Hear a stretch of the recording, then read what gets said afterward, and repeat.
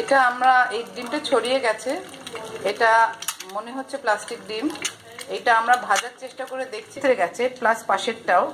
এই পাশের ডিমটা একটা যেটা সিঙ্গেল ডিম দেখা যাচ্ছে, এটা লোকাল শপ থেকে কেনা, আর এটা একটা আপনার হাইপার মার্কেট থেকে কেনা।